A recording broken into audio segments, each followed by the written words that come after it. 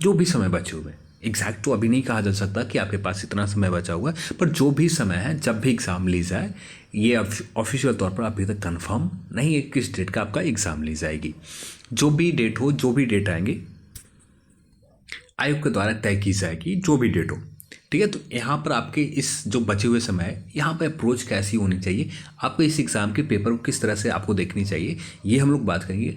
और आपकी रणनीति क्या होनी चाहिए इस एग्ज़ाम के लिए, ये हम लोग इस वीडियो में समझने की कोशिश करेंगे। और उन रणनीति को देखते के साथ है बुक्स और सोर्सेज के ऊपर भी हम लोग इस वीडियो में बात करते चलते हैं। तो सबसे पहले बात करते हैं सिलेबस के ऊपर। सिलेबस में कुछ ज़्यादा मेंशन नहीं की गई है प्रारंभिक परीक्षा को लेकर। प्रारंभिक परीक्षा को लेकर सिर्फ इतना ही कहा गया, आपको जनरल नॉलेज और करंट अफेयर से प्रश्न पूछे जाएंगे, और जो प्रश्न होंगे 100, जो प्रत्येक प्रश्न के 2 अंक दिए जाएंगे। बस इतने के अलावा कुछ भी नहीं कहा गया सिलेबस में। इतने से आप पूरी आपकी तैयारी इसी आधार पर करनी होगी। अक्सर मैं जब भी वीडियो का सिलेबस के ऊपर, आपकी रणनीति के ऊपर बात करते तो यहाँ पर एक पॉइंट मैं हमेशा दोहराता हूँ, प्रीवियस ईयर पेपर बहुत ज़्यादा इंपॉर्टेंट है। ज़्यादा कुछ नहीं करना, 2017 के पेपर निकालनी है और 2019 के एसआई के पेपर निकालनी है। एक्साइज सब इंस्पेक्टर 2018 का आपको चेक करना है, और इन्फोर्समेंट की एग्ज़ाम की जो हाल में एग्ज़ाम लिए गए उसके पेपर आपको देखने हैं। यहाँ से आपका एग्जैक्ट अनुमान लग जाएगा कहाँ से प्रश्न पूछे जाते हैं और किस तरह से प्रश्न बनाए जाते हैं। ये सारे आपको अप्रोच, और जब आप बुक खोलते हैं ना, किस टॉपिक को पढ़ना है एग्ज़ाम के समय, किस टॉपिक को पूरी तरह से इग्नोर करनी है, ये आपका अप्रोच बहुत ब्रॉड हो जाएंगे, और जो आपको रणनीति, आपको तैयारी करने में बहुत ज़्यादा मदद करेगी। तो ये करना बहुत ज़रूरत है। यदि आप सीरियस है, थोड़ा सा भी सीरियस है, तो ये काम ज़रूर करें। प्रीवियस ईयर के प्रश्न को उठाएं, बनाना नहीं है, सॉल्व भी नहीं करना, सिर्फ आपको ये करना है 4 से 5 बार, 6 बार, 7 बार हो सके पढ़ लेना है।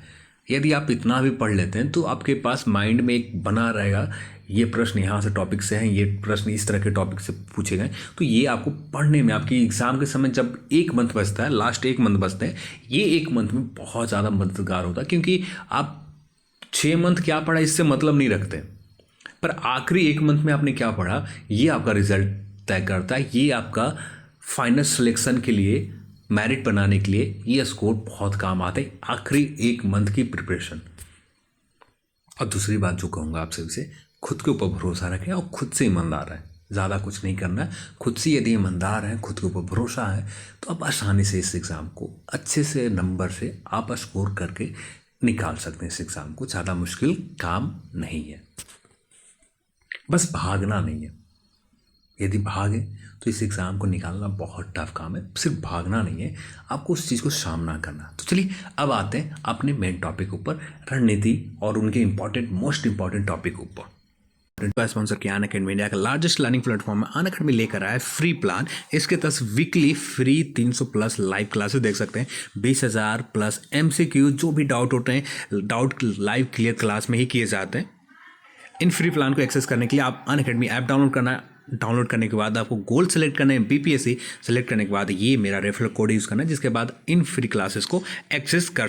साथ में आप अनअकैडमी के प्लस सब्सक्रिप्शन ले सकते हैं, जिससे बिहार के टॉप एजुकेटर के किसी भी डेडिकेटेड एग्जाम के लिए आप इन बैचेज को ले सकते हैं। Dedicated live doubt clear session चलते हैं, एक सब्सक्रिप्शन से आपको सारे क्लासेस के एक्सेस मिल जाते हैं। यदि आप BPSC सर्टिफिकेट की तैयारी करना चाहते हैं, प्री और मेंस के बैचेज स्टार्ट हो रहे हैं 12 जनवरी से, और BPSC 66वीं मेंस एग्जाम आपने दे रखा है तो इसके बैचेज स्टार्ट हो रहे हैं 11 जनवरी से।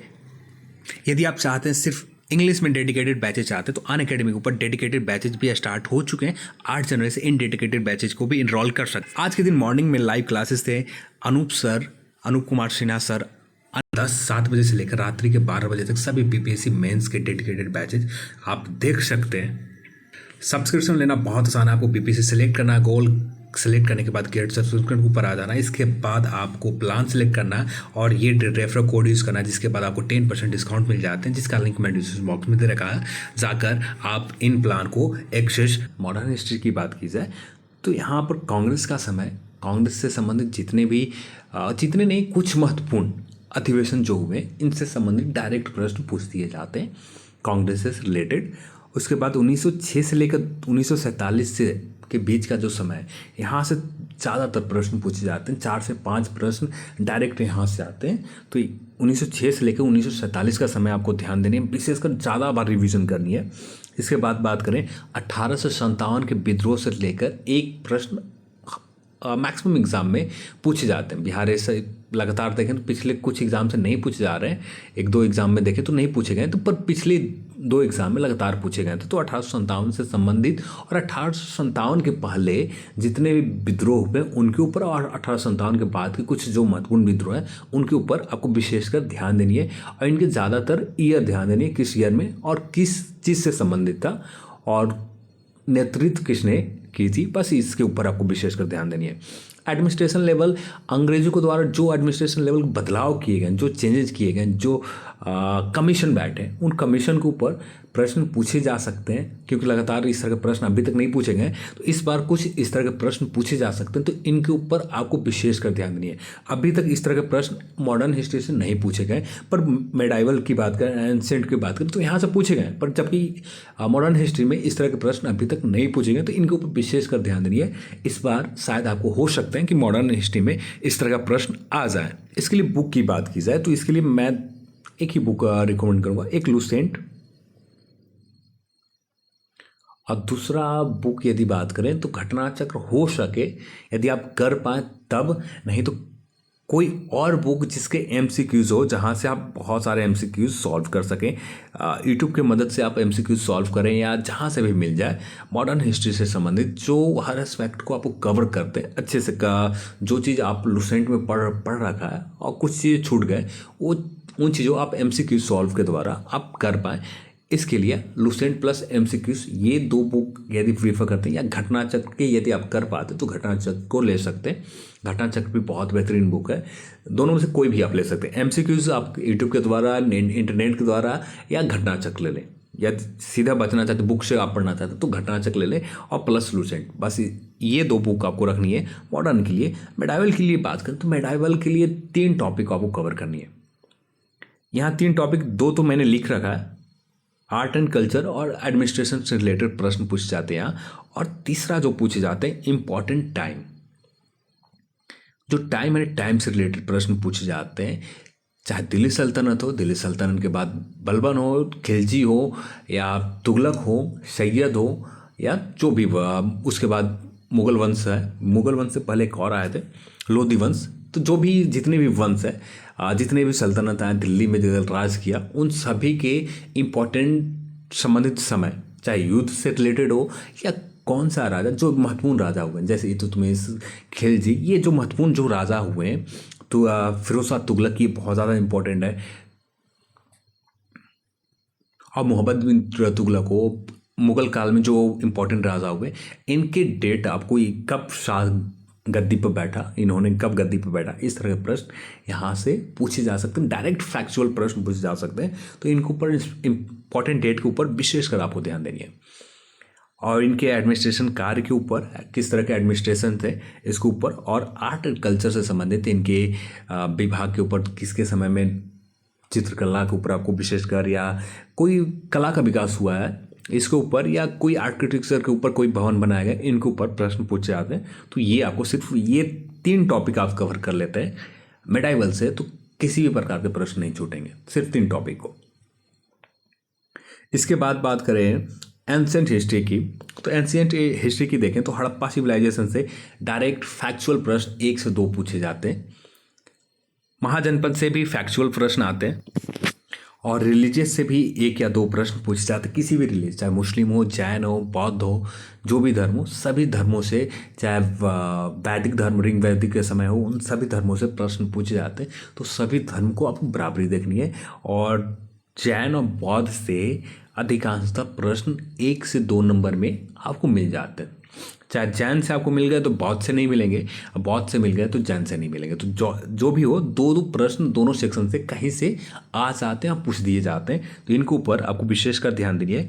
मौर्य एम्पायर के ऊपर बात करें तो इनके शासन व्यवस्था के ऊपर विशेषकर आप ध्यान दें, और यदि ज़्यादा से ज़्यादा यदि आप कर पाते हैं, चंद्रगुप्त मौर्य, बिंदुसार और क्या बोलते हैं इसके बाद, हाँ, अशोक, इन तीनों का कब गद्दी पर बैठे थे ये 3 लोग, इसके बाद कब इन आपने पुत्र को गद्दी सौंपा था। ये 3 चीज़ आपको देखिए, यानी कब गद्दी पर बैठा था, बस इतना आप ध्यान रखें और यहाँ से प्रश्न पूछे जा सकते हैं। तो सिर्फ गद्दी पर कब बैठे थे, इनके समय काल क्या पीरियड क्या था, ये आपको ध्यान रखनी है। ठीक है, इसके बाद बात करें सतवाहन। सतवाहन के कुछ महत्वपूर्ण शासकों के ऊपर विशेषकर ध्यान देनी है। यहाँ से प्रश्न बनते हैं, पूछे भी जाते हैं। साउथ इंडियन के कुछ जो चोल, चेर, पांड्य, ये जो कुछ प्रमुख हुए, इनके ऊपर आपको विशेषकर ध्यान दें। गुप्त के ऊपर आपको ध्यान देने, गुप्त से प्रश्न पूछे जाते हैं। इनके एडमिनिस्ट्रेशन से लेवल के ज़्यादा प्रश्न होते हैं या गुप्त से संबंधित बस यही प्रश्न पूछे जाते हैं, ज़्यादा गुप्त से रिलेटेड प्रश्न नहीं आते, पर कुछ प्रश्न पूछ दिए जाते हैं। हर्षवर्धन से कुछ प्रश्न पूछे जाते हैं, तो हर्षवर्धन के ऊपर भी आपको विशेषकर ध्यान देनी है। ये हो गया आपका एंसेंट हिस्ट्री की। और बुक के ऊपर भी बात बताएं तो एंसेंट हिस्ट्री के लिए सिर्फ आपको लुसेंट और मेडाइवल के लिए भी सिर्फ लुसेंट के अलावा कुछ भी नहीं देखना, यहाँ से ही आपको कवर हो जाएंगे। अब मेडाइवल के लिए बात करें तो घटना चक्र आपने जो लिया, तो यहाँ से रिलेटेड जो आर्ट एंड कल्चर से रिलेटेड जो स्पेशल चैप्टर है उनके ऊपर विशेषकर आप ध्यान देते थे। बाकी जो चैप्टर है उनको इग्नोर करते हैं। मेडाइवल हिस्ट्री के लिए जो आपने लुसेंट से कवर कर लिया उन चीज़ों को ऊपर छोड़ दें, और जो चीज़ आपको लुसेंट से नहीं मिला वो आप घटना चक्र से कवर कर सकते हैं, मॉडर्न और मेडाइवल हिस्ट्री। एंसेंट के लिए घटना चक्र किसी भी प्रकार से कोई भी जरूरत नहीं है। एंसेंट इसने डेप्थ में प्रश्न नहीं आते कि जो आपको दिक्कत करेंगे। अब बात करते हैं संविधान। तो संविधान में कुछ महत्वपूर्ण टॉपिक जहाँ से प्रश्न पूछे जाते हैं। SC ST OBC कमीशन, इनके ऊपर आर्टिकल से संबंधित हो या इनसे संबंधित एक न या तीनों में से किसी एक पर एक न एक प्रश्न बन जाते हैं। आर्टिकल और अमेंडमेंट, यहाँ से 4 प्रश्न आपको रहते ही रहते हैं। 2 आर्टिकल से संबंधित, संशोधन से संबंधित 4 प्रश्न पूछे जाते हैं। तो 4, 1, 5 और इसके बाद बात कर ली जाए सुप्रीम कोर्ट, हाई कोर्ट, राष्ट्रपति, प्रधानमंत्री और ग्राम पंचायत से लेकर 1 या 2 प्रश्न बन जाते हैं। टोटल 8 से 10 के आसपास यहाँ प्रश्न पूछे जाते हैं, इससे ज़्यादा नहीं रहते। यदि ये बहुत ज़्यादा इंपॉर्टेंट टॉपिक है, पूरी तरह से आपको लुसेंट के ऊपर डिपेंड रहना और लुसेंट के अलावा कुछ भी नहीं करना। लुसेंट को आप मैक्सिमम टाइम ज़्यादा से ज़्यादा रिविज़न करें और MCQ सॉल्व करें। MCQ सॉल्व करें और एग्ज़ाम के समय सिर्फ ये टॉपिक ऊपर विशेषकर ध्यान दें। बाकी जो टॉपिक है वो भी महत्वपूर्ण है, पर एग्ज़ाम के रिवीजन के समय ये टॉपिक ज़्यादा महत्वपूर्ण है। अब बात करते हैं नेक्स्ट टॉपिक ऊपर, समसामयिक घटनाक्रम के ऊपर। समसामयिक घटनाक्रम के कुछ इंपॉर्टेंट टॉपिक के ऊपर बात करें। अपॉइंटमेंट, यहाँ से 3 से 4 प्रश्न अपॉइंटमेंट से, 2 नेशनल अपॉइंटमेंट से संबंधित आ जाते हैं और 2 इंटरनेशनल अपॉइंटमेंट से संबंधित प्रश्न पूछे जाते हैं। तो यहाँ से 4 प्रश्न डेफिनेटली रहते हैं और किसी भी तरीके से आपको 4 प्रश्न छोड़ने नहीं है। अपॉइंटमेंट के ऊपर विशेषकर जितने भी अपॉइंटमेंट होते हैं उनके ऊपर जितना मेहनत कर सकें, और ज़्यादातर जो प्रश्न पूछे जाते हैं अपॉइंटमेंट से संबंधित महत्वपूर्ण अपॉइंटमेंट जो होते हैं इन्हीं के रिगार्डिंग प्रश्न आते हैं। कोई ज़्यादा पुराना, कोई ज़्यादा स्टेट गवर्नमेंट के नहीं पूछे जाते। जो भी पूछे जाते हैं केंद्र सरकार के जो महत्वपूर्ण पद है उसी अपॉइंटमेंट से संबंधित, नियुक्ति के संबंधित प्रश्न आते हैं। इसके बाद बात करें बुक्स के ऊपर एक प्रश्न आपको एक नहीं 2 प्रश्न रहते ही रहते हैं। इसके बाद बात करें फुल फॉर्म, किसी भी योजना हो गए, इनके फुल फॉर्म आ गए या किसी भी कहीं से एक प्रश्न यहाँ पर फुल फॉर्म से संबंधित प्रश्न पूछे जाते हैं और एक प्रश्न रहते हैं, लगातार रहे। आज नहीं, 2017 से ये प्रश्न पैटर्न फॉलो किए जा रहे हैं और ये प्रश्न हमेशा रहे हैं। तो फुल फॉर्म से संबंधित आपको जो भी एसपीडी से आप कवर करते हैं तो वहाँ बहुत सारे दिए होते हैं, उनमें से कुछ आप विशेषकर ध्यान दे दें और जो आपको ज़्यादा इंपॉर्टेंट लगे उसको 3 से 4 बार आप पढ़ कर जाएँ उन टॉपिक के ऊपर। नेशनल पार्क, जो भी आपको नेशनल पार्क करंट अफेयर्स में बने रहे उनके ऊपर देख लें कहाँ पर है, किस जगह पर है, किस स्टेट में, ये आपको देख लें। रामसर साइट जितने भी हुए, रामसर साइट के ऊपर इस वर्ष बिहार एसआई में एक न एक प्रश्न यहाँ पर रहेंगे लगातार। रामसर साइट 2020 में बहुत सारे राम साइट अप्रूवल मिले, 2021 में शुरुआती समय में भी 1 मिले थे जो लद्दाख एरिया में थे। इसके बाद बात करें बायो रिजर्व से संबंधित प्रश्न आते हैं और इसके सबसे ज़्यादा इंपॉर्टेंट बात करें पावर प्रोजेक्ट से संबंधित प्रश्न रहते हैं। चाहे पावर प्रोजेक्ट थर्मल हो या न्यूक्लियर हो या कोल हो या सोलर हो।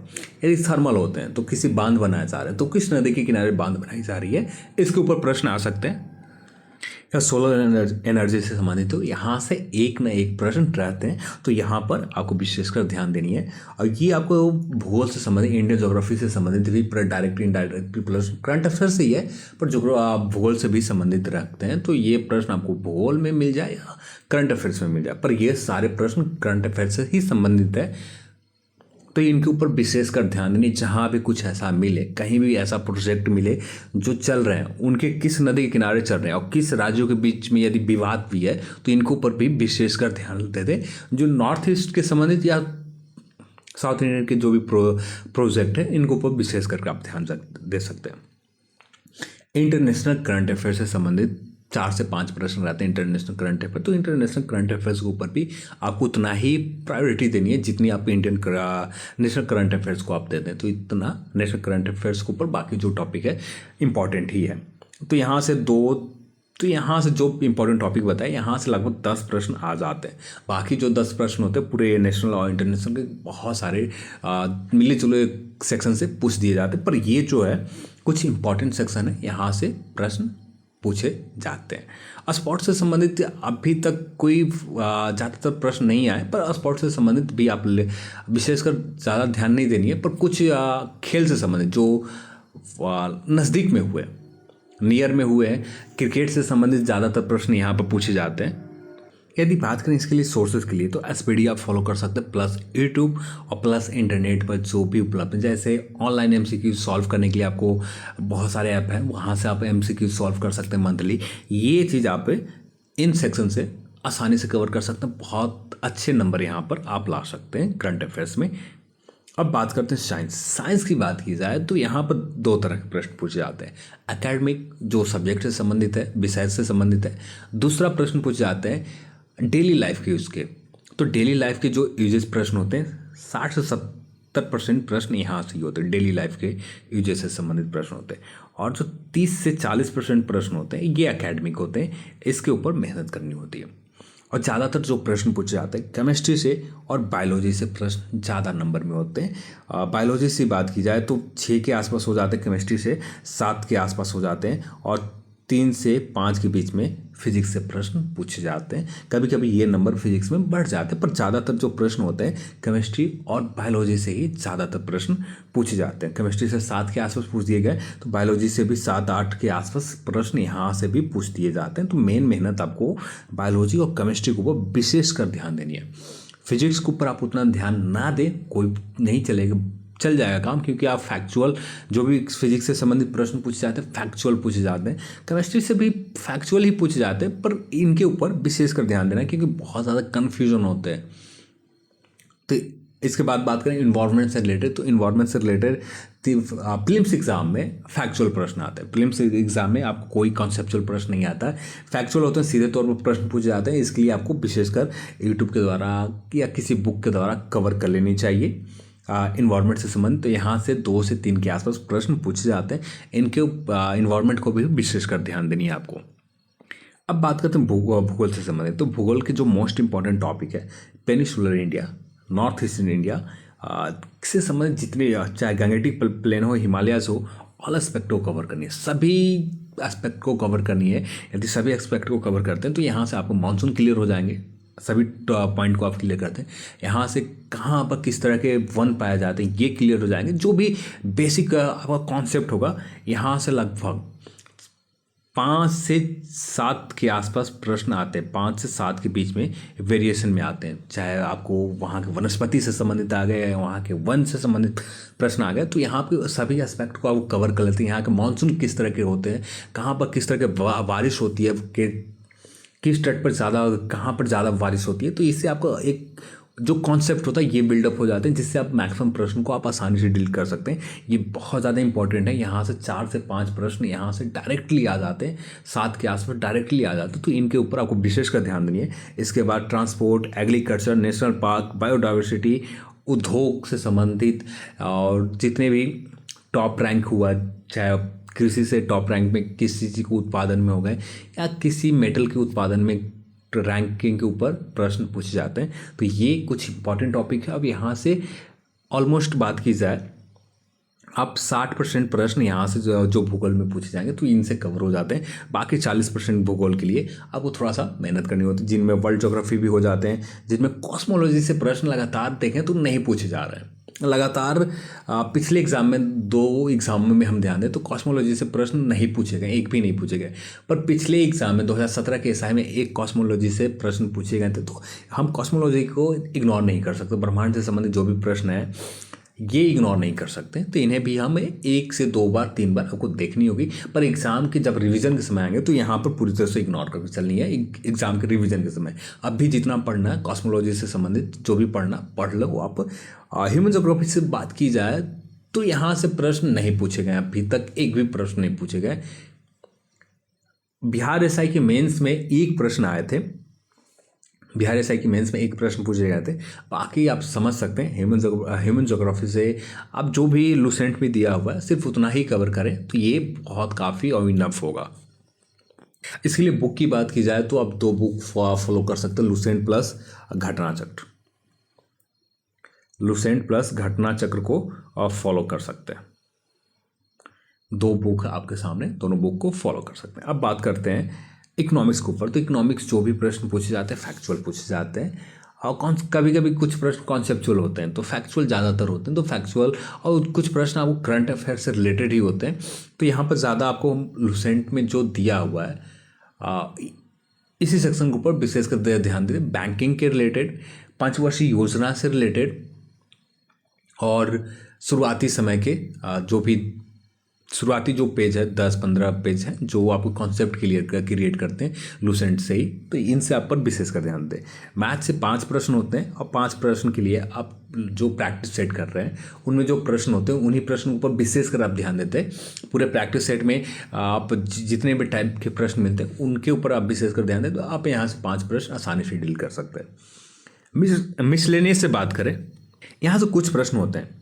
राजधानी, करेंसी, वहाँ की मुद्रा, टॉप हाईएस्ट स्पोर्ट्स से संबंधित, फर्स्ट दुनिया में जो फर्स्ट फीमेल या मेल जो भी पर्वतरोही हो या जो भी फर्स्ट हो, फर्स्ट इंटरनेशनल बॉडीज, ये टॉपिक अब यहाँ से हर सेक्शन से capital, currency, top highest sports, first international bodies, जितने भी टॉपिक है सभी टॉपिक से एक ना एक प्रश्न रहे। हर टॉपिक से एक प्रश्न रहा है मिसलेनियस से, विविध से। तो विविध के ऊपर भी बहुत ज़्यादा इंपॉर्टेंट है। यानी यहाँ से कहा जाए तो 6 से 8 के बीच में प्रश्न पूछे जाते हैं मिसलेनियस से प्रीलिम्स एग्जाम में। तो विशेषकर आपको मिसलेनियस के ऊपर ज़्यादा ध्यान देनी है क्योंकि 6 से 8 नंबर बहुत मायने रखता है। और यहाँ पर एक चीज़, आप करंट अफेयर्स अच्छे से आप कर रहे हैं ना, करंट अफेयर्स आप जो भी महत्वपूर्ण देश किसी न किसी रीजन से न्यूज़ में बना, करंट अफेयर्स में आया, तो ये प्रश्न के ऊपर ही मैक्सिमम करेंसी और कैपिटल से संबंधित प्रश्न आ जाते हैं।